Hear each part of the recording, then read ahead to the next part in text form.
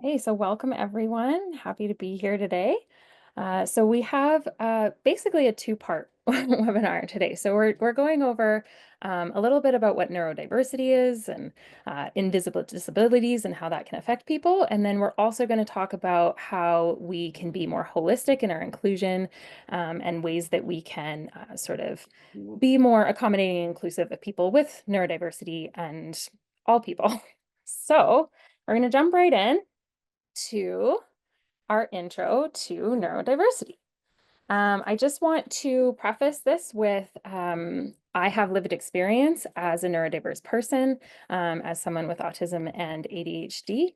And so I will be sharing some of my experiences with you today, but I want to say that just because those are my experiences does not mean they are the experiences of everyone with my same diagnosis. So I just want you to take that with a grain of salt. So I also encourage you during breakout groups, you do not have to participate. You don't have to be on camera. You don't have to do that. This can be a tough topic area for some people, so don't feel obligated to do that, but we welcome you to participate in whatever way works best for you. So what is neurodiversity? So neurodiversity describes the idea that people experience and interact with the world around them in many different ways. There's no one right way of thinking, learning, and behaving, and differences are not viewed as deficits. That's the important part, is that differences are not viewed as deficits, okay? Because in the past, we've been talking about people with autism, ADHD, Tourette's, many different disorders as being disordered. And there are definitely disabling pieces to having a brain that is wired this way, but we're learning through research that it really is just a different way of wiring the brain, a different way of looking at things, and it's not necessarily inferior to another way of looking at things. So the idea of neurodiversity is that we all bring different things to the table, and that they are all of value. So there, in this slide deck, there are some click-throughs to get through to articles and to read more about things. I'm not going to click through those today, but when you are sent the slide decks after the webinar, you're welcome to explore more resources by clicking through the slide deck. So we all think differently, right? And I think we know that, right? Everybody's brain is unique. And even the simplest things can be perceived in way more ways than we can even kind of imagine. So I have a fun little video from TikTok actually to show you guys about just how in one area people can see things so many different ways. I'm going to take you over to that video. Here's what a year looks like. Well, let me just pause for a second, guys, so I can get you in full screen. All right. Like the clock, all right? All right, so we are. Oh, so you're saying June, July is the bottom of the year? Yes. But is December not the bottom? No. December, as you can clearly see here, is at the top. It's like I'm separated in quarters. You go around like a clock. Oh. You did the thingy, you know? No, I don't know. Audrey, you can't be serious. September, October, That's right. November, December. You know, like when you get those planners, or how many months of the year? January, February, and so on and so forth. I basically picture a planner. So January. Okay, all of them aren't gonna fit on here, but you get the idea. January, February, March, April, May, June, July, August, September, October, November, No. December. Why the right to left? I don't know. But if you were in my brain, it would make sense. Last week of December connects to the first week of January. Why does May not connect to June? I don't know. It's a circle. It's a circle. It's a circle. I thought that I saw the months. How long have you visualized it like this? Since I was born, what do you mean? When I'm in February or March, I'm only seeing like this section of it. Why though? That's But then when I'm moving through like April, then June comes in. You have months to line this.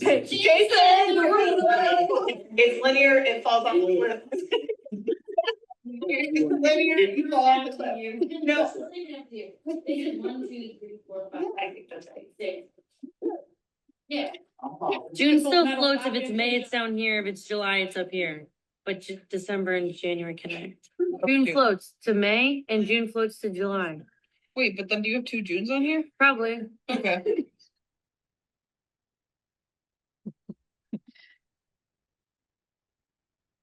So, I think that kind of, Type 2. oops, Inattentive. trying to send indicate more short videos to attention me here, span, guys, distract. sorry. Um,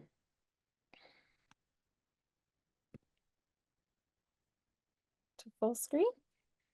So, that was just a fun example of just seeing months of the year, right? So everybody at that office in that meeting saw the months slightly differently. And I think we don't really think about that very often, is how other people are perceiving just basic things, right? We kind of assume people are seeing things the same way that we are. So I want to explore this a little bit more, and we're going to go into our first breakout group. And we're going to discuss something that you grew up thinking was universal, but turns out was unique to your particular brain or your family or your cultural group. I'm going to give an example from my life recently, is that I was also in a staff meeting, and we were talking about moving a meeting from like 1 p.m. to 2 p.m.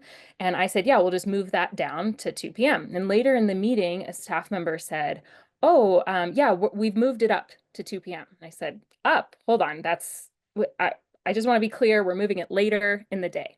And she was like, yeah, later. And so then we explored why later was up to her.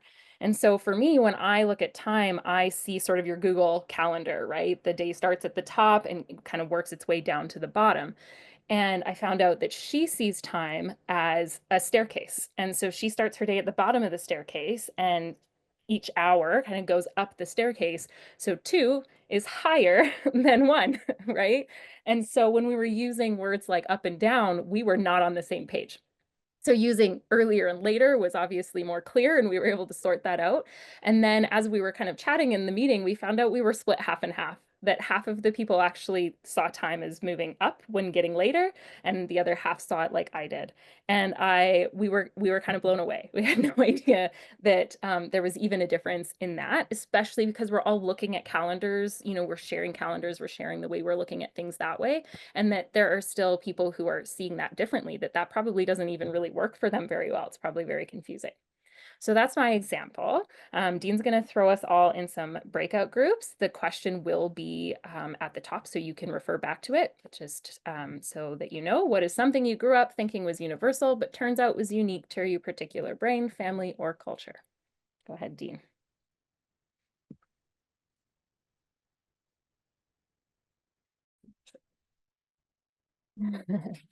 So just while some people trickle in, I had some good discussions in the group that I was a part of, and it was really fun to see. So if anybody wasn't comfortable sharing in their breakout group, but do want to share, feel free to throw an experience in the chat, and people can kind of just look at it as we continue going through our presentation. Okay. So we're going to start out with some vocabulary, just so that as I'm going through some things, it makes sense to you guys what we're talking about. So the first 2 words here are neurodivergent and neurotypical. And so these are the words that we hear most often used when talking about neurodiversity. And the term neurodiversity was coined to sort of go against neurodivergent, because neurodivergent and neurotypical really sort of, there's normal and there's abnormal, right? There's divergent and then there's typical. And we really want to try and get away from that and talk about how nothing's really typical or atypical. It's just a different version of how a brain can be wired. And they're all normal. There are certain neurotypes. So that's another word. So that's how your brain is wired. So autism would be a neurotype. There's certain neurotypes that do better in the societal structure that we have created in this world, and some that don't. And that's kind of where this has come from. And this is how we've kind of come up with these diagnoses as disorders. And like there are things that are disabling about having a certain neurotype. But the same could be said for what a lot of people consider as neurotypical. A lot of neurotypical people communicate kind of like this. So they'll say, they'll look at somebody and go, are you hungry? And that other person might just go, no. But that neurotypical person probably meant, do you want to go to lunch with me?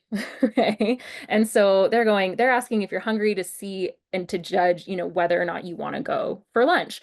And that's not super clear communication. There's a lot of subtext there. There's a lot of things that, you know, somebody on the autism spectrum is not going to see. They're like, you asked me if I was hungry, the answer is no, like end of story, right? So one could argue that communicating in a way that sort of requires assumed subtext and assumptions to kind of get to the same place could be a disability as well, right?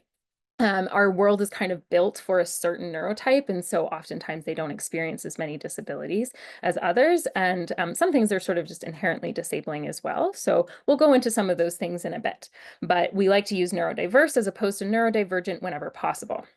Neurospicy is on here. People lovingly within the community call themselves neurospicy or their friends neurospicy. It's becoming more popular as a term, but it's definitely not the term that you would use sort of in a professional setting or something like that. But you'll definitely hear it.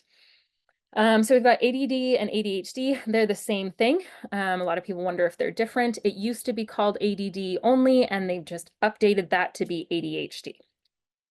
We have autistic and allistic. So allistic is the term that people are using to talk about anybody who isn't autistic. So it's kind of trying to, you know, move away from neurodivergent neurotypical again and saying, you know, you're either autistic or you're allistic, right? So any other neurotype or autistic. We just don't have a word for not ADHD, right? So we tend to go back to neurotypical for that. ADHD is when somebody has both autism and ADHD, like me. And so people have just combined the two words to make it easier to talk about because it does kind of come with a different set of experiences when the two interact. These next two words are you're going to hear a lot over the next little bit. So stimming, that is, you know, if you see hand flapping or, you know, playing with hair repetitively, sort of any kind of repetitive, you know, physical movement that somebody might do. And so people tend to stim to help regulate the nervous system. So it helps to regulate any nerves or any fear or anything like that going on. And it can also release energy, especially for ADHD kids. So fidget toys, things like that, that would be considered stimming. And then lastly, we've got masking. So this is what neurodiverse people do to try to avoid trauma, really. So going through the world, you know, we may have learned as young kids that hand flapping makes other people uncomfortable. And so we maybe were ridiculed for it, or we were told, oh, that makes me uncomfortable, please don't do that. And so over time, learned to suppress that urge and do something else that was quieter, right? So a lot of people stim by running their tongue along their teeth or biting their tongue or their lips or their cheeks or tapping their toes or scrunching their toes in their shoes, things that are not as noticeable. So people aren't they're not drawing attention and they're not kind of getting made fun of. And this usually happens as a kid. It's usually very subconscious to start masking. And it can be very hard to unmask, which is something that a lot of people as they are diagnosed try to do because it causes a lot of distress and exhaustion to constantly be suppressing your instincts. So those are some vocabulary words that you will see come up later as we go through this presentation. So we're going to talk about some neurodiverse experiences. In particular, we're going to talk about ADHD, autism, and ADHD, though Tourette's is often a very common thing that you see co-occurring with these other experiences, and that's a part of it. We're just not going to talk a ton about it today. So they all share some diagnostic criteria, and you kind of have to meet that criteria to get a diagnosis of ADHD or autism. But that research is evolving really, really quickly. And so I think it's time, you know, that the neurodiversity movement is sort of saying it's time to move away from necessarily, you know, pigeonholing people into diagnoses and starting to look at people's experiences and then addressing those and supporting those instead. One example is that the sort of the you know, Bible of psychiatrists and psychologists that allows them to do these diagnoses is called the DSM. So the DSM-4 used to say you cannot have autism and ADHD in the same person.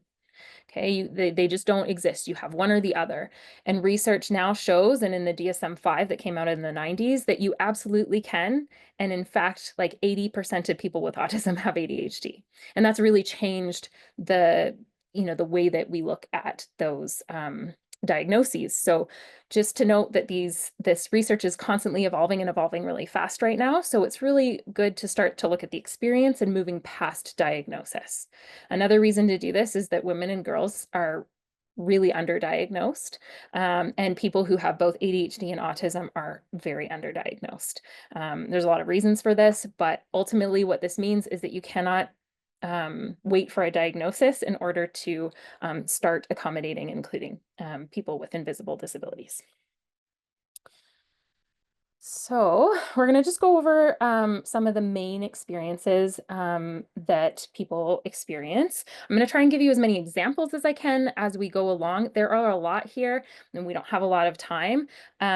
So really this 1 hour webinar on neurodiversity really could be a 4 hour workshop, right? And we could really dive into, how do we then accommodate these things? But we don't have time today to really go into how to accommodate it. It's more just to talk about what you might see and to start to be able to recognize some of these things in the participants that you work with, so that you can recognize that they may need accommodation. So one of the big ones is executive dysfunction. So anyone who has dealt with a traumatic brain injury in sport, we know that's really common, has also struggled with executive dysfunction. So this is sort of the part of your brain that is going to control your impulses, regulating your attention, memory issues, time management, things like that are all kind of in the same part of your brain. And a severe concussion can cause some of these symptoms as well. So somebody with ADHD especially is going to struggle with executive dysfunction. So impulse control can look like reckless behavior, like driving really fast and just not really thinking that through. It can look like the little boy in the classroom who just keeps getting up from his desk, even though he knows he's not supposed to. He can't. He's getting up. He has to get up and move, right? It can look like an inability to regulate attention and focus. And this is where ADHD is poorly named. It's, attention deficit and hyperactivity disorder. But in reality, it's actually an inability to regulate your attention, not a deficit of attention. So what this can look like is what we kind of know it as is, just jumping from task to task, not being able to focus on something, being really easily distracted. But the other side of that is being too focused, hyper focus. So you get really, really into one thing and you can't seem to break your focus away from that. So ADHD is actually a problem of regulating that focus, not enough focus. It can affect memory. So a lot of people will not be able to remember their friend's favorite color or where they put their keys, but they will remember every word from the movie Shrek from 12 years ago. Okay, so very weird ways that our memory can work, and it affects different people different ways. And time management problems, right? You probably have a friend, probably one of us has a friend that's just chronically late to everything. And they may have ADHD. And what that can look like is time blindness. So just not having a good concept of how long tasks take, right? So you can brush your teeth every day and, your average person might go, yeah, I know it takes me 2 minutes to brush my teeth. And somebody with ADHD might be like, yeah, it only takes me 30 seconds to brush my teeth. And they have no concept of how long that task takes. So it can be really hard to plan their days out. And also sometimes they just lose track of time. So when they're hyper focused in a task or they were scrolling their phone and all of a sudden it's, 30 minutes later and they thought it was 5 minutes. So that can cause issues in relationships, right? And being late for things, but it's very much a part of the condition. Another big one is sensory overload. So people with autism and ADHD and Tourette's, they all kind of deal with this. They tend to have a heightened sensitivity to smells and lights, sound, touch, taste, and textures. And sometimes it can be painful. So a friend of mine, her kid, and actually I'll bring her up quite a bit throughout this presentation, but she really can't handle loud sounds. And when she's in a crowd or like at a hockey game, which she loves parades, she loves lots of people, but she'll press her hands to her ears and she can't handle it. And she usually develops quite a severe headache, almost a migraine. And so that's really hard for her because she likes being in those settings, but the sounds are painful, physically painful, and cause pain for her. This can look like being like, oh, I really like the taste of onions, but I hate the texture. So like you have to chop them up really, really tiny because I can't feel them in my mouth, right? Or a lot of a lot of people with autism hate the feel of microfiber or velvet. It's a very common experience to not want to touch microfiber. And it can actually, for me, if I touch microfiber, my teeth hurt. I don't know, it's a weird thing, but it's not comfortable, so I don't want to do it. Um, Another thing is special interests or hyperfixation. So we call them special interests when it's in autism, and hyperfixations in ADHD. They're a little bit different. But really, there's singular interests that you get a deep knowledge and expertise on the topic, and there's sort of a level of obsession about it. So you've probably heard of sort of that autistic teenage boy who's really into trains, or like Sheldon Cooper from The Big Bang Theory, right? They know every fact there is to know about it. These special interests tend to be things that you can know a lot of facts about, right? But it can look like, you know, an autistic girl who loves dogs, knowing every breed of dog and exactly what they look like and be able to identify them. So these tend to last for a very long time in the autistic population. For ADHD, a hyperfixation is they tend to get really into a new hobby or a new topic. They kind of fall down the rabbit hole. They know everything there is to know about it. They get really obsessed with it. They might be like, oh, I'm a paddleboarder now. And so now I own everything. I have a paddleboard. I have all the things. I went out and bought all the things. I know all the best places, and they paddleboard, and that's all they do for like a year. And then all of a sudden they're bored with it and they move on to the next one. So a lot of ADHD people have this like graveyard of old hobbies in their garage that they're no longer doing. ADHD people have an interest-based nervous system. So this is really different from an importance-based nervous system, which a lot of other people have. So interest-based is, you know, things that are important to me, or things that are important to somebody that I care about, or there's a very clear consequence. Like if I don't clean my room, I lose my TV privileges, right? So that's importance based. Interest based goes based off of the 5 things listed here. So passion and interest are really kind of are similar. So if you're really passionate about something like trains or something, or planes or animals, then you're going to have all of the attention and all of the motivation to pursue that. If something's inherently interesting, just it's really fascinating, or you know, to you, then that is also going to motivate you. Novelty, so it's new, right? It's fun. So that's those hyperfixations, right? It's this new hobby. I can't wait to go paddleboarding and learn everything there is to know about it. Yeah, I can focus on that. I can be really excited about that. And then when it's not new or novel anymore, don't want to do it. Competition or cooperation or challenge. So that's kind of working with other people, whether that's in competition or gamifying something like a challenge, like I bet you can't clean up your room in 5 minutes. I'm going to start the timer. Those things can really help motivate someone with ADHD. And then urgency. So my paper is due tomorrow at 9 a.m. So I better get to work on that, right? It can look like procrastination, but usually it's just because there wasn't enough urgency in the task to motivate to do that thing that you didn't really want to do. The consequence of, you know, getting an F by not turning in that paper, that's not going to do it. But the urgency of it being due, that'll do it, right? And then ASD inertia or ADHD paralysis. So these are this is a particularly disabling part of things. So they're a little different in each, but basically you're overwhelmed with things. So whether that's the amount of steps it takes to make your dinner, right? The average person might look and go, okay, I go to the kitchen, I get my ingredients out, put them in a pan, put it in a bowl, eat the dinner, right? But for somebody with, you know, ADHD or autism, they might go, okay, first I have to get up from the couch, then I go to the kitchen, then I take out the ketchup, and then the mustard, and then the buns, and then the hamburger, then I put the hamburger in the pan, and then I cook it for 5 minutes, and etc. Right? So it's 30 steps instead of 5. And so When that is the case, it can be really overwhelming. All of a sudden, it feels like a giant. So then they just kind of sit there and they can't do it. They can't get up. They can't motivate themselves to get up there and do it. It can happen when there's too many choices. Like you open the fridge and there are 15 things you could make for dinner. Too many choices. A lot of people with ADHD are going to close that fridge and go sit back down on the couch and not eat. It's just too overwhelming. It can also look like sitting on the couch scrolling the phone, and in our head we're saying, I've got to get up and go do this. I'm going to do it any minute now. I'm going to get up and go do this. And you cannot make yourself get up and go do it. No matter how much you beat yourself up, no matter how much you can try and motivate yourself, and you can't do it. What it looks like to the outside person is somebody just being lazy on the couch and not able to get up and do things. But usually there's a whole kind of narrative happening in the head about wanting to go do it, needing to go do it, and not being able to do it.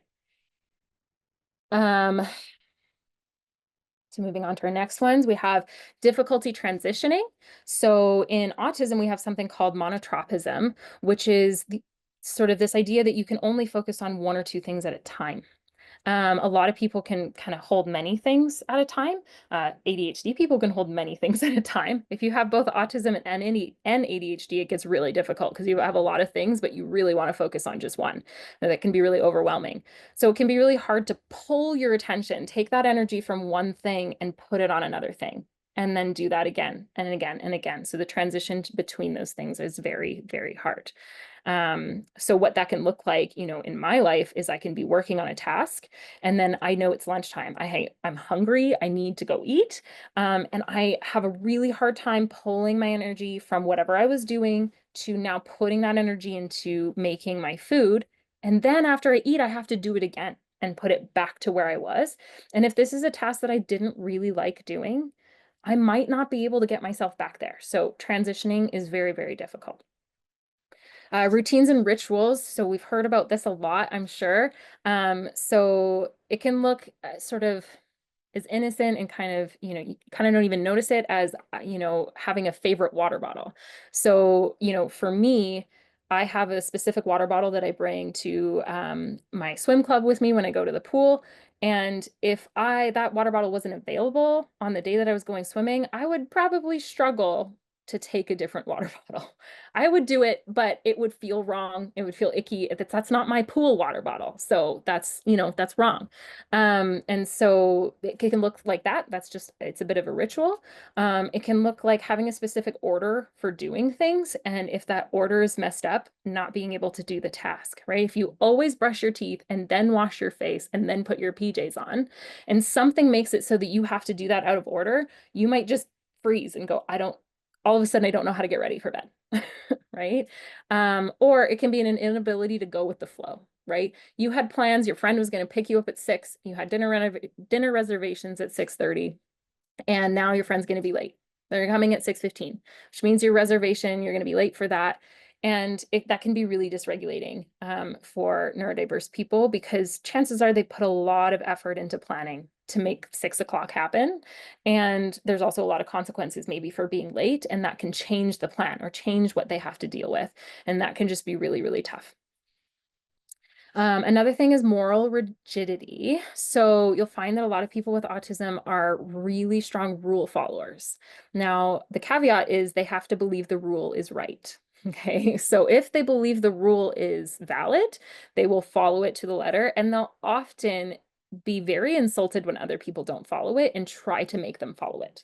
Okay, I knew somebody who just hated jaywalking, or when people started walking across the street before the light turned to say to walk, and they would get so angry at everyone around them when they started walking before the light turned, even if it was just about to turn, right? Because they just really believed in that law. It was really hard to watch people break it and jaywalk. This can be really helpful because autistic people don't tend to really care much about what the social consequences are for standing up for something that is right. So you'll often see them, they'll have the same sort of reaction to something in public versus private. There's actually been a lot of studies done on this, and it's really, really interesting. And so that can be really, really helpful in kind of societal progress and pushing human rights issues. And it can be not so helpful when they're getting really, really upset that somebody's crossing the street at the wrong time, right? So it really just depends. Then we have the double empathy problem. Okay, so a lot of people think that neurodiverse people struggle with empathy, that they just can't put themselves in other people's shoes. And that's actually not true. A lot of people with autism are highly empathetic, overly empathetic, even sometimes, and can almost feel other people's emotions inside them. The problem comes from not understanding each other, right? So somebody who is, what we might say or is allistic versus somebody who's autistic, they just have a hard time putting each other, getting into each other's shoes because their experiences are so different. So we talk about this double empathy problem to kind of say, well, autistic people are pretty empathetic with other autistic people because that makes sense to them, but some things that allistic people are doing, just they can't even fathom, and vice versa, right? And then this last one is a big one. It doesn't occur for everyone, but it is something that often co-occurs, and that's demand avoidance or pathological demand avoidance. People often will call it PDA. So this is just any demand, perceived demand. The reaction in the body is no, I can't do that, right? So the same little girl I was talking about earlier, she struggles with this, and so she's in riding lessons, and she'll ask at the beginning of the riding lesson, can I trot today? Can I do it? I'm so excited, I want to do it. And then the time comes to go, okay, it's time to trot, and all of a sudden the answer is no. It's no, or it's I can't because of this, this, and this, or can we wait 10 minutes? She's negotiating when it's happening because I told her to trot and now it's a demand, not something she wanted to do, but now I've told her to do it. And so now it's really hard to want to do it. That doesn't make a lot of sense, right? But it happens, and it can cause a lot of issues. And a lot of coaches, teachers, right? They see that and they go, why is this kid so difficult? Right? Why do they say no to everything I want? They just wanted to do that. Why do they not want to do it now?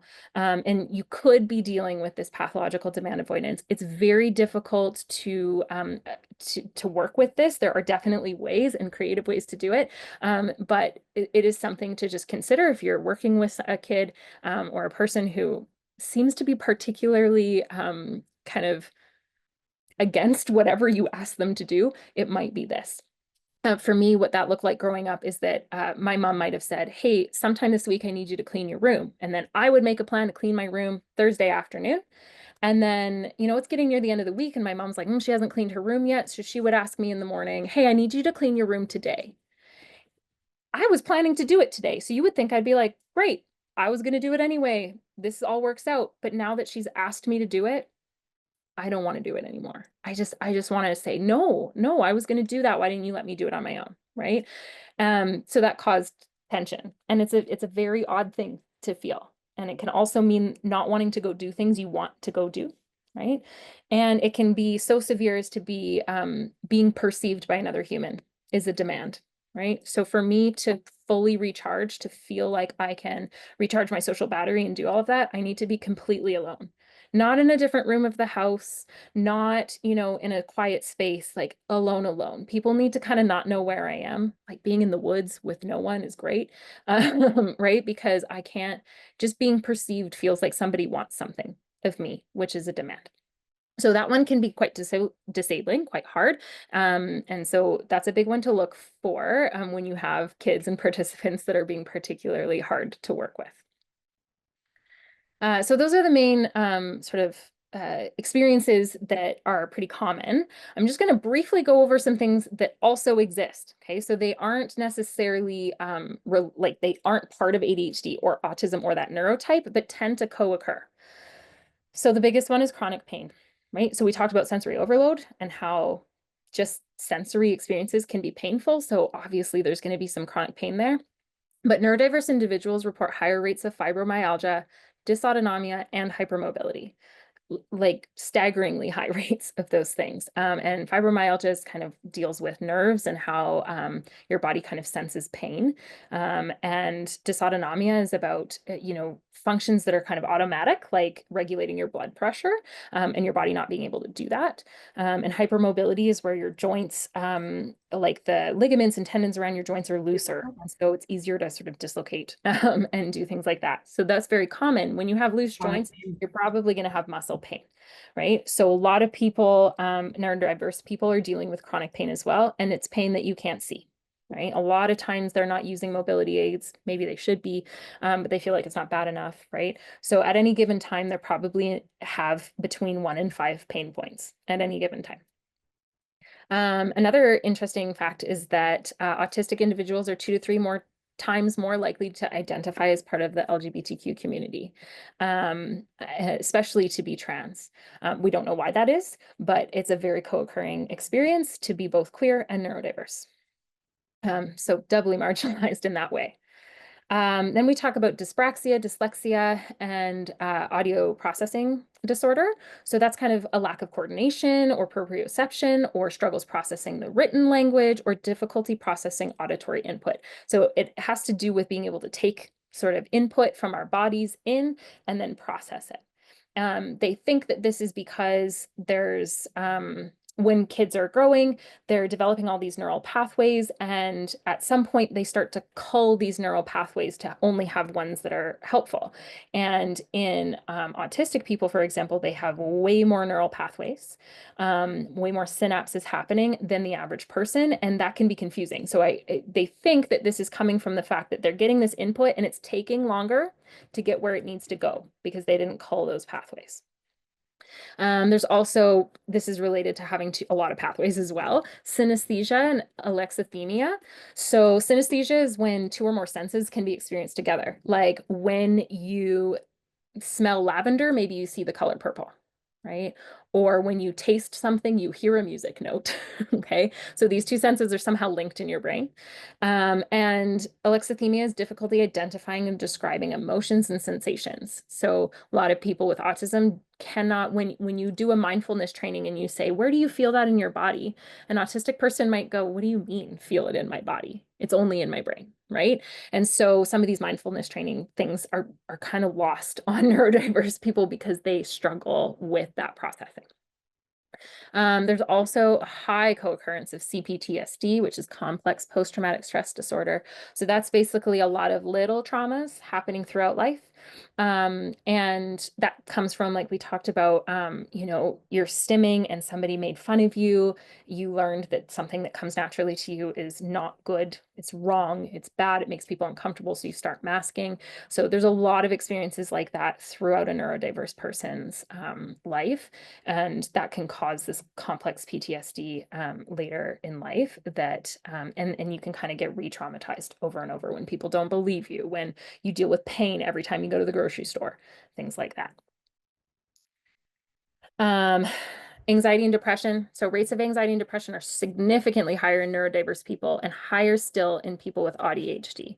Having both together significantly increases your risk for anxiety and depression. So, and in fact, most people get misdiagnosed as general anxiety disorder or depression, and they miss the ADHD or autism diagnosis. I got my diagnoses about 3 years ago, and I was diagnosed with anxiety and depression for the rest of my life, and none of those things worked. So that's really commonly co-occurring. Burnout. So a lot of people know burnout as professional burnout, right? So you work too hard, you're really, really tired, and you just can't anymore, and you need to take a break. What this looks like for neurodiverse individuals is just every day is really hard. You can't really take a break from everyday life. So recovering from burnout is really hard. But it usually comes from masking every day, the exhaustion of that, trying to suppress your needs, not living in a world that really accommodates your needs, and eventually you just can't do it anymore, and you start to lose some basic functioning. Sensory processing disorder. So this is basically not being able to kind of process sensory experiences in a healthy way in your body. So pretty much everyone I know who's neurodiverse is dealing with this, right? That's the lights are too bright and the sounds are too loud and all of those things, and it can be a real struggle. Tourette's syndrome. So 60% of children with Tourette's also have ADHD. 21% of children with autism also have Tourette's. So it's very co-occurring to have tics, sort of involuntary tics. Lastly, we've got rejection sensitivity dysphoria. So a lot of people, especially with ADHD, suffer with seeing rejection sort of everywhere, whether it's real or perceived, and then not being able to handle that. So it really dysregulates the nervous system. It can lead to anger outbursts, can lead to depression. So this is something that happens a lot. So if you have a kid who seems really sensitive, right, to any kind of slight, they could be struggling with this. And it has to do with how they're processing that in their brains. So that's kind of the picture of what neurodiversity is. And that was a whirlwind. That was a lot of information. There are some slides at the end of this deck that where you can explore more and read some articles on each of those things if you want to know more. If you are somebody who likes to deep dive into information, I've given that there. We're just not going to go over it today. And how to accommodate those things, we're not going to hit today, but that's something that, you know, it can happen in another workshop or at another time where you can go look at yourself or educate yourself on. So when we talk about neurodiversity, we go, you know, is it a disability or is it a superpower? And the answer is it's both. You know, not all aspects of the neurodiverse experience are disabling. Some are. Something that's disabling to one person might not be to another. Can have to do with the degree that they're experiencing it or the situation they're in. And some things can be superpowers, right? Like pattern recognition is really common, like really heightened pattern recognition in autistic individuals. And that can be really, really helpful in the right job. We just want to be careful that we're not just being like, oh, that's a superpower, and sort of devaluing the struggle that it can come with. So we want to be able to hold the fact that, you know, there are things that are really wonderful about being neurodiverse, and there are things that are disabling, and they're sometimes the same thing depending on the context. So we just want to watch our language when we're talking to people about superpowers and just kind of, you know, pushing the hard bits under the rug. And so that kind of leads us to invisible disabilities, right? So a lot of disabilities are invisible. When you're neurodiverse, it's probably mostly invisible. There are some individuals who can't mask or don't mask, so you're going to see them stim. You're going to see some of these things, and it's not so invisible, right? But for a lot of people, it is. And the chronic pain and a lot of those co-occurring conditions, they are invisible, right? And we don't see those. And this comes from masking, right? So some people are just actively suppressing that and not showing that. And so because it has not been accepted, right? Sometimes it's inconsistent. So there's a lot of disabilities that are not constant. So one day, you know, chronic pain could be so bad they can barely stand up. And the next day they're walking around the zoo for 3 hours. And it kind of depends on, you know, their energy levels and what their body is doing on a given day. And so a lot of people struggle with not feeling like they should have a mobility aid because yesterday they could walk. So why do they need a wheelchair today? Or why do they need a walker or a seat today? And so that can be hard because their disability isn't every day or not that disabling every day. Right. And then trust, right? So it's important to trust people about their own experiences, right? You might not see them, but you have to trust that what they're telling you is real for them. Most people are not lying to get your sympathy. Most people don't want to share their struggles because you know, they're not proud of them, or, you know, it's a very vulnerable place to be. So if somebody is telling you that they are hurting or they are struggling and they would like help, it's really important that you build trust by believing them and doing what you can to help them. So yeah, like I said, here's some resources here that you guys can look through. But that's kind of, you know, the whirlwind sort of neurodiversity introduction on kind of what you're looking for in your participants, what you're maybe trying to recognize and going, okay, this person might be struggling with something, and I should look into that or be kind or maybe talk to a parent about it to try and figure something out. Yeah. So lots and lots of resources there for you guys. All right, so I'm just going to take a sort of 1 minute pause to kind of reroute my brain. If anybody needs to grab water or do anything before we hop into the holistic inclusion side, please go ahead and do that, and we will jump back in a minute.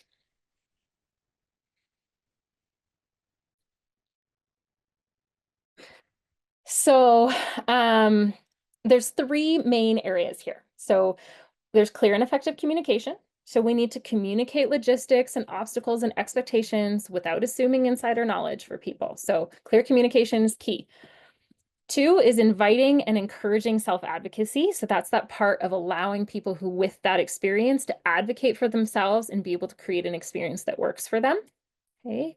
And then 3 is acknowledging our limitations and forming partnerships and a network to be able to, provide support for as many people as possible. So when we talk about communication for accessibility, we want to remember this. Knowledge is empowering, right? We know this. Knowledge is power. Having complete information allows participants to anticipate obstacles and plan for their own success. Okay. So I want to share with you my experience joining a master's swim club this year. I did not swim as a kid. I took swim lessons. I'm a good swimmer. I've always been, in love with it as a sport, but I never competed. I was never part of a swim club. And as an adult, I thought, I want to do this. So I searched up some swim clubs, and the information is not there, right? It was hard to find one. So I'm part of the Cochrane Master Swim Club, because their website was probably the most informative. It's close to where I live, and it's a very recreational program. There's not a lot of pressure to compete, and I liked that. But I almost didn't join. And here's why. I couldn't find out how to register. It was very difficult. I had to click through multiple links to figure out how to register. It was really hard to understand how long was the session, what was expected of me, right? Their prices were pretty clear. I did find the information, so I was able to do it. But there were barriers there because it was just not easy to find. And that's anybody's going to struggle if they can't find the information to sign up for something. So that's really important. But the next thing is it wasn't clear. What do I need to bring? Right? It says there, well, we encourage you to bring your own swim kit, but everything's basically there. You just need a swimsuit and goggles. Well, if you're someone who hasn't really swam much in your life, it's like, okay, well, what kind of swimsuit? Does it need to be a one piece or can it be a two piece? For a man, it's like, do I have to wear the Speedo or can I just wear my regular swim trunks, right? Will I be ridiculed when I get there because I'm not in the right swimsuit? And then swim kit, and it goes into, a pull buoy, fins, whatever. I didn't know what half of those things were because I didn't use them when I was learning to swim as a kid. And so I wouldn't even know how to put together swim kit. Thankfully, it was all there at the pool and the coach was able to help me get that, but it was very nerve-wracking for me to not know what I needed to bring and what to expect when I got there. It gave me no information on where to park, how do I get into the facility? Because it's at the Cochrane Rec facility. And it was like, okay, well, do I just go up and tell them I'm in the swim club because I don't need a membership? So that it just wasn't clear. I did not know what to expect going in, and that caused me a huge amount of anxiety. And so there's multiple things that they could have done to sort of make my experience much better. Now I did it because I really wanted to do it. I was interested in it, right? That interest-based nervous system. So I pushed through those barriers to get there. But I bet there's a lot of people who would love to be in this club that have no idea, A, that it even exists, or just got stopped up in one of these steps to try and get there. So here's a list of ways you can improve communication. So first, be clear, right? A lot of people want to be witty or funny or draw you in with a good pun on your website, whatever that is, just be clear. What do you do? What do you offer? How do they get it? Right? There's some really great, this is just basics of marketing, good marketing, right? But we often don't do it because we're trying to draw attention. And what that means is that if there's a lot of language that is, culturally based and maybe doesn't make sense to somebody who's, ESL, they're gonna get blocked. They don't know. So be clear. 2 is avoid insider language, right? So communicate as though people know absolutely nothing about what you're talking about. This was a problem for me in chemistry in high school. They had hired a professor at my school who had taught high-level chemistry at a university. And she's trying to teach like Chem 101 in high school. And we were so lost because she was so steeped in this knowledge and knew so much about chemistry that she forgot that we know nothing and so skipped over some basics that we really needed.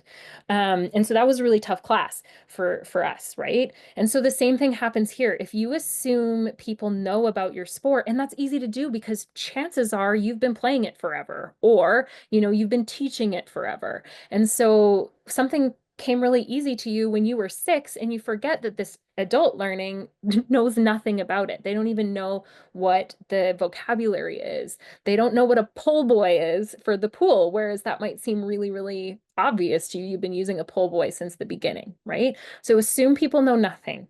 It's better to over explain something and to talk almost, it might even feel like talking down to someone, but the person who knows what they're talking about will skip that information. The person who doesn't now knows and can engage with you.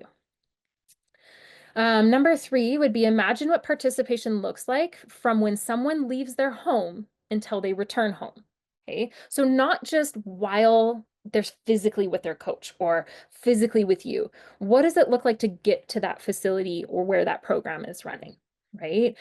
Is traffic bad? You don't have to always provide all of this, but I encourage you to visualize it from start to finish, because I bet you'll find barriers that you forgot about, right? You could even look at, okay, well, does transit get here?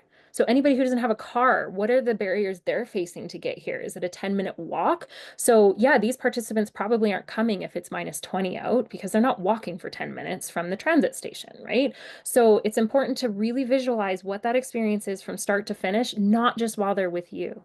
And then provide as much information you can on each step, right? Like, what is the parking situation like? How early should you get to the place to make sure you're not late for your session? Will they even let you in earlier than a certain amount of time? It's really stressful for people to come in and learn, like, oh, I got here 15 minutes early, but they're not going to let me in until 5 minutes before. So now I'm standing out in the cold, right? So imagine all of the steps and try to provide that information. You also want to communicate any expectations you have of participants really clearly. Okay, so one thing I find in my program that I run, my horseback riding program, and my program is specifically for neurodiverse families and kids, although we take anyone who wants to come, but we're particularly working with that community. It is really stressful to find out there was a policy after they've broken the policy. Okay, so what you really want to do is you want to make sure they have all of the information about the policies that you have before they enter your facility or your program. So if you have a cancellation policy, they should know that before they need to cancel, right? That seems really straightforward, but so many programs don't do that. They go, oh yeah, well, it's our policy that you need to give us 24 hours notice or whatever that is. And the person goes, well, I just lost this session and I didn't know that. And had I known that, I would have planned differently, right? And also assume that people don't read your policies. So you may have sent them. If it's a long document, that ADHD person is not reading all the way through that. They won't get through it. That is on them. That is not your responsibility to make sure that they're reading your policies. But at the same time, remember that people need to be reminded. Maybe find different ways to present that information, right? Maybe just, when they're doing their first meet and greet with you, say you're doing they're not part of the program yet, they're just coming, they're seeing the facility, they're seeing the program. Go over those main policies in person and then say, and I'm going to send that to you, right? So you can review it. Make people sign it, whatever it is to kind of help them get that information. Have multiple touch points. In my program, we resend the policies twice a year, because even people who've been riding with me for 5 years forget, right? And that helps people just organize their lives a little bit better and not feel bad about breaking a policy later or have those consequences that they didn't expect. And then lastly, make contacting someone for more information easy and welcoming and encouraged. So easy meaning an email, a phone number, something should be really, really easy to find on your website, on a pamphlet, at the front of your facility. Who do they contact and how? I personally love to know the name of the person I'm going to reach, if possible. That needs to be easy information. And then that person needs to actually want to talk to the person, because so much of the time we just put whoever's numbers on there. They don't expect anyone to call, and then they're busy or they don't answer the phone or all of these things. So make sure whoever's in charge of answering that phone or answering those emails wants to and is really engaged with that. And you want to encourage it. So don't make people go look for that number. Put it right at the front of your website. We look forward to talking to you more about this. We want you to ask us questions. Here's how you can do that. right? Because so much of the time people ask questions and they don't want to bother you. They don't want to take up your time. And so they're maybe not feeling like they can ask the questions they need. And so you want to make sure that they know that you want them to contact you, right? An organization I used to work for, they don't have a phone number anywhere on their website. And I keep getting phone calls for this old organization. I worked for them 6 years ago, because they've come up on other random like yellow pages websites and things on the internet because certain people need to talk on the phone. They struggle to write. Maybe they're dyslexic. They don't want to email, right? That's hard for them. They want to just pick up the phone and call. Sometimes it's generational, right? And so when they pick up that phone to call, they've dug deep into the interwebs to find my phone number. And they call me and I'm like, I haven't been with this organization in a long time and I don't even have a phone number to give you. And I've reached out to them and they say, no, we don't take phone calls, only email. And then they don't answer the emails very quickly either. So I'm getting these phone calls because people just desperately need to ask more questions and they are being met with people who actually don't want to hear those questions, right? Or just the wrong person. So and this organization works with disabled kids who want to do therapeutic horseback riding. Like these families need the support. They need to ask these questions, and they're kind of being told, "Meh, we're not going to support you in that." That's not a good first impression for what their experience is going to be. Okay, so communication, super, super important. That's their first touch point. And obviously you're going to communicate all through the program. So be as clear as you can, over communicate, so that there's as few misunderstandings as possible. Try not to assume somebody knows something unless you like know you told them yesterday. The next thing, and I think this is probably the most important part, we need to create a culture that promotes self-advocacy. Okay, so it's all fine and dandy to say, well, they can come ask for whatever they want. If they just asked for what they want, I would have given it to them. But the whole world says don't ask, right? The whole world says, ah, it's an inconvenience that you need this accommodation, or I don't have time for you, right? And that goes back to some of that communication, right? So when you've grown up in a world that has told you they don't have time for you, or that you're being too sensitive, or that like, well, you walked in here, so you can't possibly need a seat for the shower, right? Like people are judging you constantly. And so you're not going to ask if it's not being made very available and encouraged. So we kind of need to change the culture of what we're doing to make self-advocacy really welcome, and not just welcome, but like we have to go out of our way to show people that we're different than the other places they've been. So what that can look like is actively seeking feedback. Okay, so we need to constantly be asking people for feedback. So how was that experience for you? Could we do anything differently next time? And surveys are fine, but person to person, really, really helpful. Get that feedback every session, get it 3 times during the session, constantly ask people if there's anything that you could be doing to support them better. And that goes into play a supporting role. So oftentimes we come in and we're like, I'm the manager, or I'm the teacher, or I'm the coach. And so I need to lead. I need to, you know, take people through, take their hand and walk them through this and control their experience as much as possible to be what I hope will be best for them. And that's good. We do need to lead. We need to do those things, but we also need to be a supporting character. We don't know always why that person is there, right? When my brother, who's autistic as well, played soccer as a kid, my parents were like, you just have to play the sports. It's good to be active, right? Okay, he did not care about soccer. So he was put as goalie and he made dandelion crowns the whole time. Okay. And I don't know if he ever saved anything. And so, but he actually really liked being there. He liked being on the field. He liked being in nature. He liked having his friends there, and so his goal for being there was just to socialize actually, and to be in nature and to be somewhat active. He's not a very active guy. It's not really in his nature. And so it was good to just be moving around. His goal was not to win. His goal was not to be a better goaltender or a better soccer player. And so the way that that program was being run wasn't necessarily towards his goals. Again, it's not your responsibility to meet everybody's needs and everybody's goals, but he could have been asked, what is your goal for being there? And then that coach could have tried to support that in whatever way possible. Maybe had him do some more movement breaks while he was, instead of just sitting on the ground with his dandelions, maybe he had something else in mind, right? And so we want to know what people want out of it, and we need to know what they need to get that out of it, right? And so we want to play that supporting role in helping people get what they want out of whatever it is that they're doing, not just what we want them to want. So play that supporting role, do your best to kind of get, like, figure it out, pull that information from them of what it is that they need and want. Okay.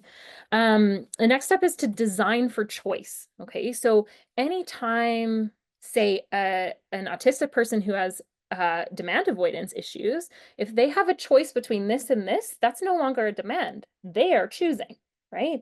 So that little girl who, doesn't want to trot all of a sudden, when I ask her to trot, and we do this as teachers and coaches all the time, we don't go, do you want to trot now?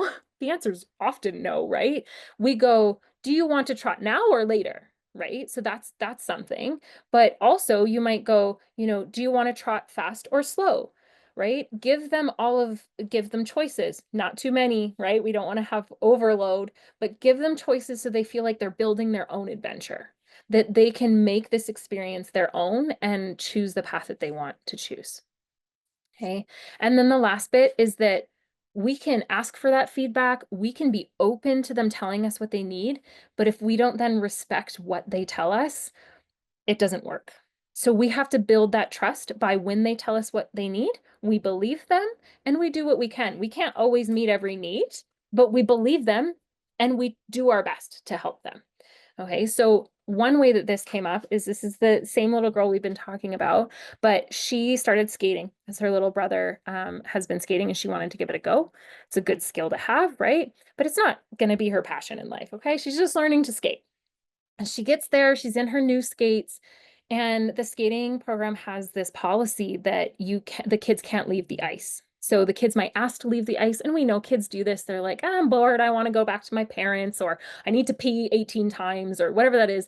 So their policy is they don't leave the ice. And I'm sure that has a supervisory, component to it as well. But the parents are in the stands, right?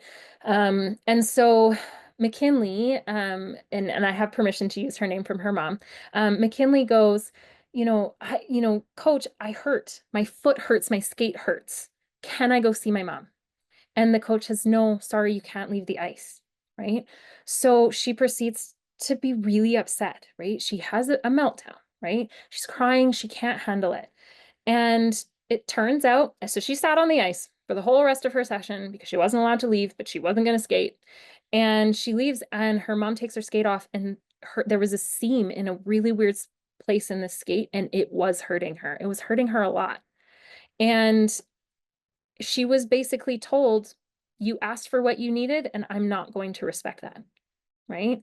And that's hard because, if you have this policy and you can't let them off the ice and you don't know, and maybe that parent doesn't want their kid coming off, or maybe she's making excuses, and all of those are valid. Sometimes that happens.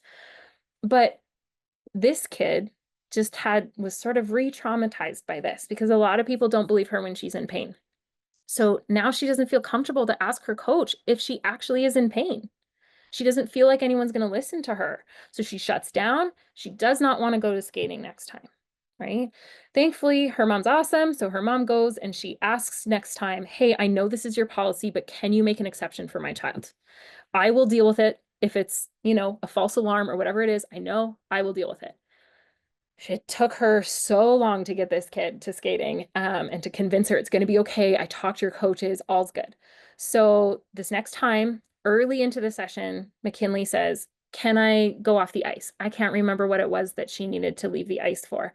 And the coach respected it because mom had talked to her. She leaves, and mom talks her through it and determines, yeah, no, actually, you're okay. All's good. Just take a moment, and then you're going to go back and you're going to try it again. And she did. And she had so much fun, and she's now really enjoying skating. She just needed to be believed. And she needed to trust that her coach was going to hear her when she had a need and was going to support her in that. Right. And those coaches had lots of other options. They could have said, oh, your skate's hurting. Let's take your skate off. Let's look. Let's see what's going on. They didn't do that. They just assumed that she was trying to get out of something. Okay. And the thing is, at the end of the day, kids do try to get out of things, but there's not really harm in showing them that you'll believe them, because chances are in 10 minutes they'll come back, they're bored, they want to play again, right? So we have to believe not just the kids in what they need, but and adults too, right? If they say they need an accommodation, even though you can't see that they need it, you need to believe it, right? You need to validate that, even if you can't accommodate it. Okay, so consistently respecting those asks and building that trust is really, really important. And so what this does is it allows people who have disabilities to advocate for themselves and create an experience that works for them. So I'm going to give you an example, another from my life. I went to the YMCA. I actually used to work for the YMCA, but I never had been to this new location of theirs. And I wanted to swim on my off days when I'm not at the swim club there. And so I go up and I have no idea, like, am I getting a 10 pass? Like what, what is even, where is the pool? How do I get there? And I see somebody with Down syndrome who is getting this awesome chat with one of the front desk ladies. And they're like, let's give you a tour. Let's go through everything. And I'm like, that's great. When I get to the front of the line, they're going to offer me a tour. This is going to be great. I'm going to feel great. I did not get offered that, guys. I don't look disabled. Okay. So they went, what do you want? I said, well, I want to swim. Like, can you tell me the package options? So they gave me the package options. I go, oh, well, I'll just do a trial for my first one here. And they go, great, pulls down the stairs to the right. And I didn't feel comfortable asking for a tour. I didn't feel comfortable asking for time out of her day. She didn't seem to want to give it to me. And I started to go, oh, well, maybe that's only for certain people, or maybe they booked that in advance. Like, I don't know, but I didn't feel like I could ask for somebody to show me. Now, I didn't feel comfortable. I had to go through, I had to figure out where the locker rooms were there locks there, were there not locks there, right? I had to figure out, how to get to the pool from the locker room, because it's always a maze in there, right? I couldn't figure out which doors were bathrooms, which doors were showers, because there's no labels on any of them. It was just really confusing, and I don't like wandering around looking like I don't know what I'm doing. It feels uncomfortable. And so it was a really uncomfortable experience. And I get to the pool, there's no flippers for me to use, there's no pull buoys, there's nothing but a flutter board. And so I realized, oh, well, I also have to get all my own equipment, even though my other facility has it, right? So there was a lot of unknowns. And the YMCA is known for being super accessible and super wonderful. And I know that, having worked there, but they're only offering that to people who look like they need it, or people who are specifically asking. And a lot of people don't want to do that. This is also hurting them, because I now don't know anything else about that facility. What if I want to play basketball? What if I want to join a fitness group? What if I want to use the gym in another way? I'm probably not going to do that, because I don't even know what's offered. I don't even know what's available, because they didn't show me. And their website's pretty bad. They don't show me there either. Okay.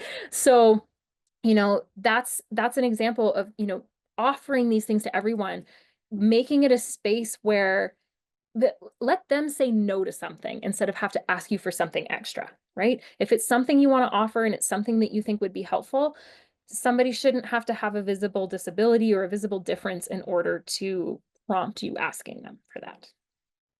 Okay. And then the last bit is our limitations and partnerships, right? So each program cannot accommodate every person to the fullest, right? Somebody was using sort of the saying that if you invite both bunnies and wolves to the same party, bunnies aren't safe. Okay, wolves are fine. The bunnies aren't safe.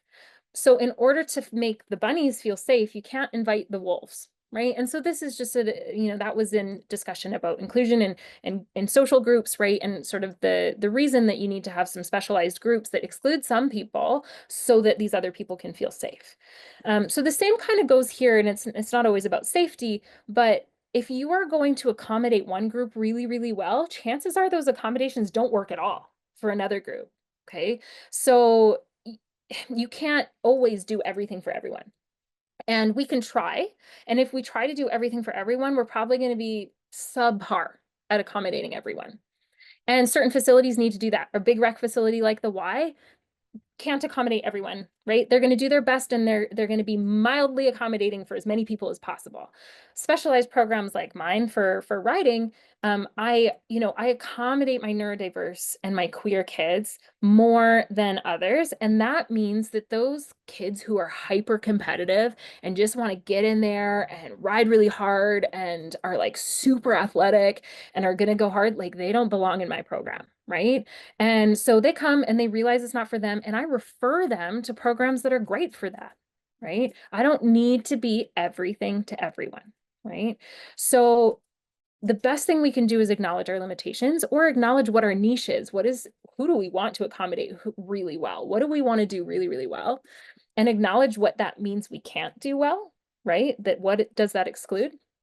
And then go find people who are doing that thing you're not doing really well, because then you get to go, well, I don't do that, but this other soccer program does this, or this other pool has a really good program for that, right? And you can build this network and refer to each other, and now more people are accommodated. So it's not about you as an individual accommodating more people, right? And guessing at what people need and going out of your way to do this. It's about developing a network, and as a whole, us being able to accommodate, and also empowering people to create their own experiences and to accommodate themselves, right? So those are the three pieces that we can, I think, all implement relatively easily to just sort of change the culture around inclusion. And I hope that it helps you feel like it's not as daunting of a task, right? Because when I think about, oh my gosh, how am I going to make my riding facility wheelchair accessible? Thousands of dollars is the answer that I don't have. And so I've decided I'm not going to be wheelchair accessible, but I am going to know places that are, right? So that I'm not just turning them away and going, best of luck, right? And so that takes some pressure off to be everything to everyone, and to guess at what people need, and to start to create a culture where people can tell you what they need and work with you, and maybe you can be the one to help them with that. So we're going to wrap up this session, part of the session, with another breakout group.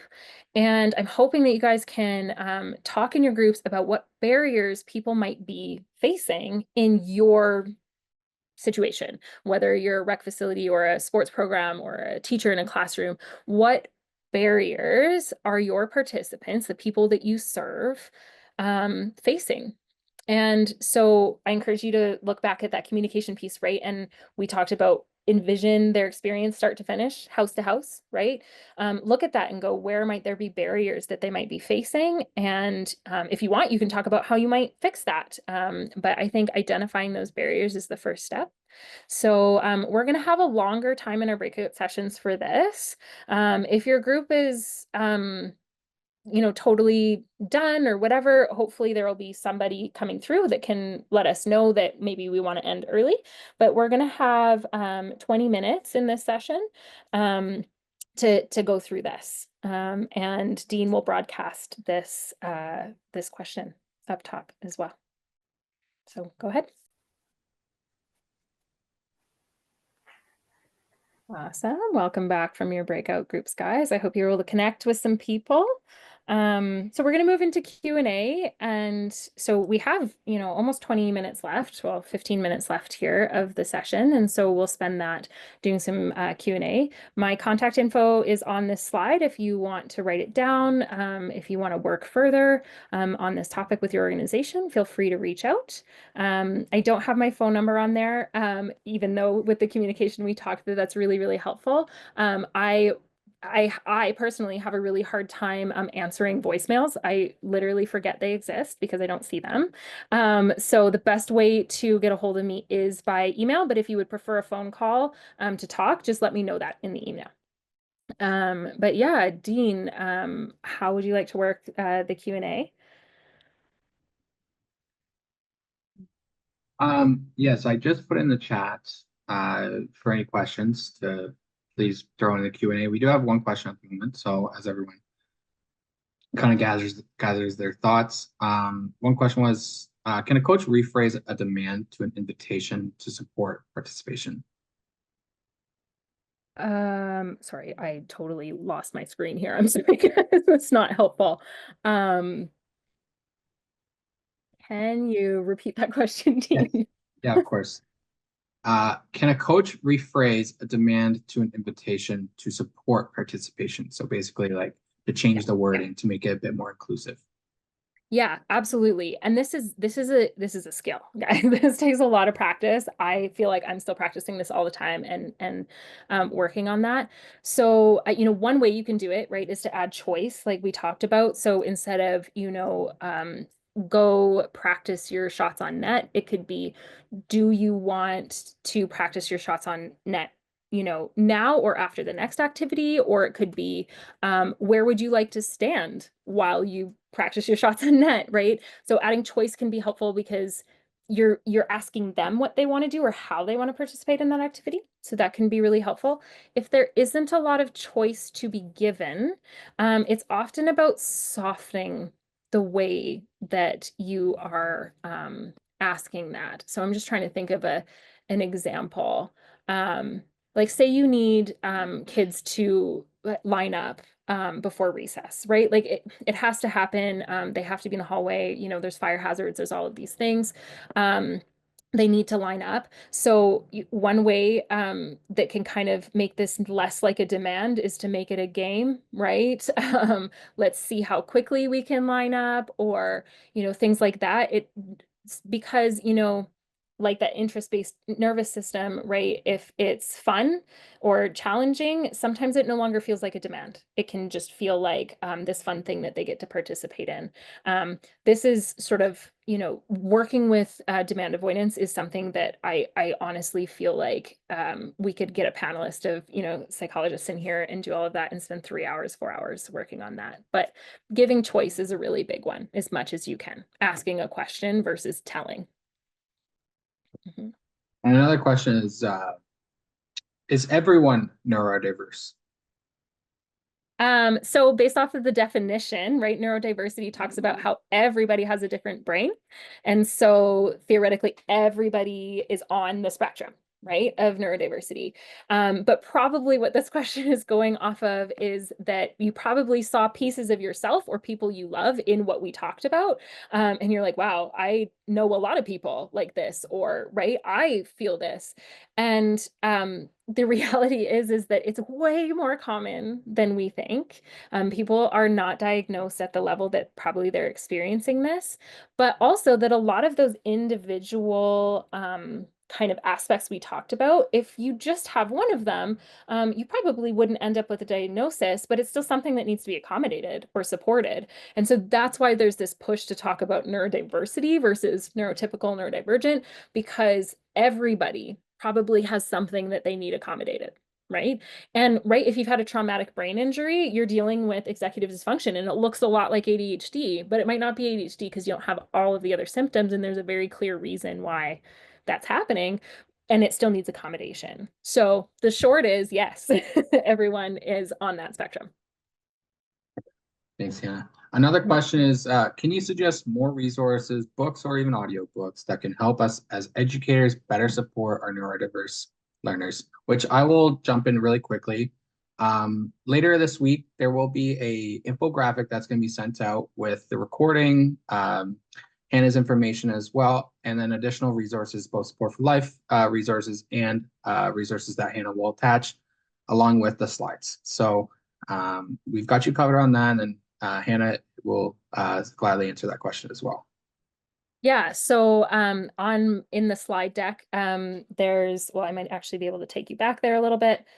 So these pages here, the neurodiversity resources, every one that has a read more links to an article or a website. And so there's lots of resources there. Mostly those articles and websites are talking about the experience itself, giving you more information on it. But from there, you can probably dive down a pretty deep rabbit hole on resources and things like that. The other thing that I recommend for people to do, and this is going to sound weird, but get on TikTok.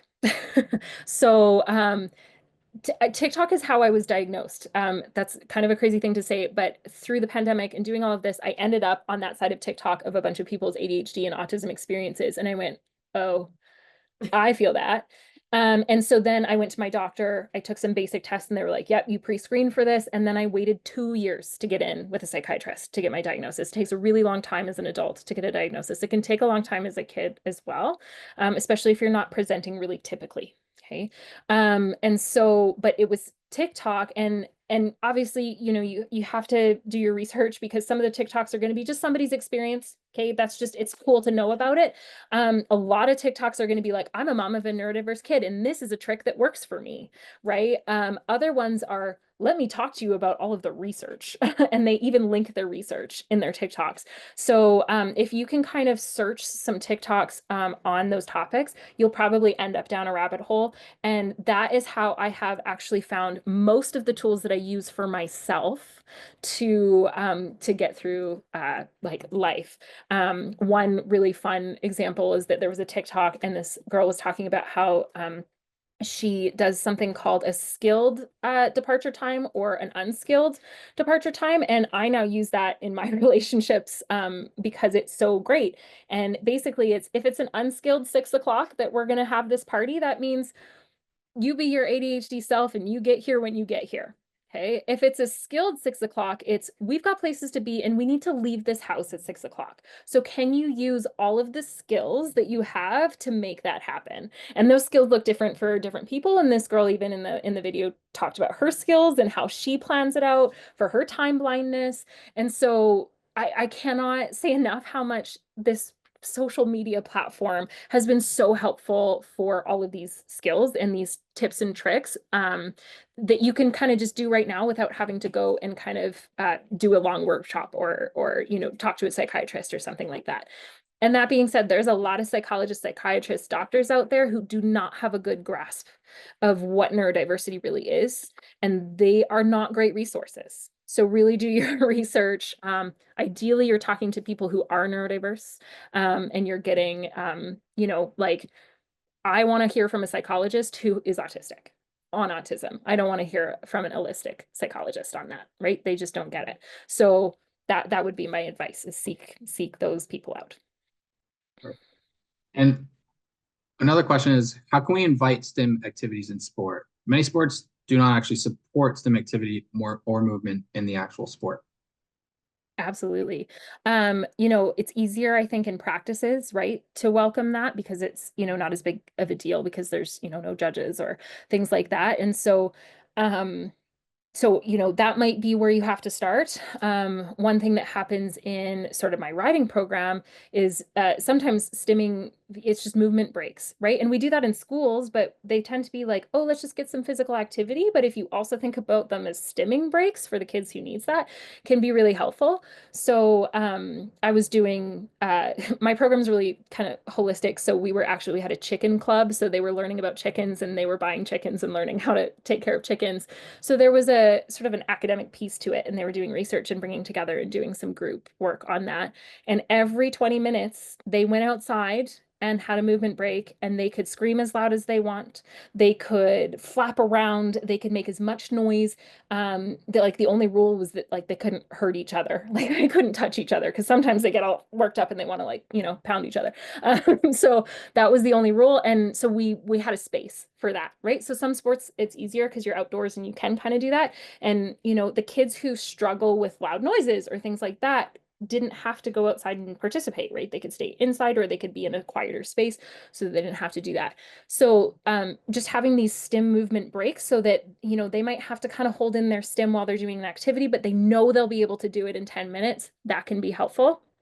But you know, when it comes to actual competition, things like that, I think we're on a long road to being able to kind of welcome some of those things and not have it be something that kind of ruins the competition or things like that. So yeah, I would say probably the best thing you can do is provide space where it's safe to stim and where it's not going to necessarily disturb everyone else if they're yelling or screaming or things like that. And book it in. Let them know when that's coming, right? So that they can hold it. Because it is a skill to hold it in right? We can't do everything we want all the time. Some people really can't manage that. They can't manage that in their nervous system. It depends on the degree of sort of severity of that symptom for them. But a lot of kids can, if they know there's a specific amount of time that they need to do that and that they're going to be able to let that out later. So it's a skill we can develop. Now, there are still a few more questions in the chat, but I'm not sure if we'll be able to get through them all. So if we do not get to your question, don't worry. We'll collect all the data, and then if Hannah's okay with it, we'll have her email you out personally. But yeah, we'll probably have two more questions. One is, how do you manage giving a choice when addressing a group? Is it still effective if the choice is given to the whole group? Yes. Yeah. So obviously this is very situation dependent. But yes, oftentimes you can give a choice to the whole group. That means you as a coach, educator, whatever position you're in, has to be prepared to either run two separate activities or be able to manage that. If you can't, and it all has to be one, taking a vote kind of counts as a choice because that kid might go, oh, well, I didn't vote that, but the whole group voted it. And next time maybe they'll vote for my thing, right? There's still this idea that they're not just being blocked entirely. It might not work. They might still say, I don't want to do that, right? Oftentimes I find that if they have the choice to not participate in something, so say you took it to a vote and their thing didn't get chosen, and they're going to go, well, I'm just not going to participate. And you can be like, that's okay. Here's the rules for how we need to do that. So you'll need to sit quietly on the sideline because, I can't watch you. You can't just go run away, things like that. But if your choice is to not participate in this time, that's okay. But, and the next one, let's see if we can find something that you do want to do, right? It's hard to manage kids who don't want to do everything all together.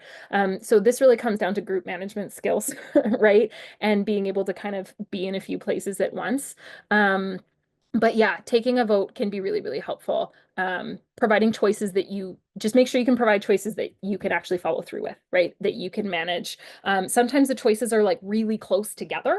So like there's not a big difference between the two. And so it doesn't really matter that much to you if they're both doing something different. So you just have to be really careful. So I like to plan ahead what choices I'm going to give kids.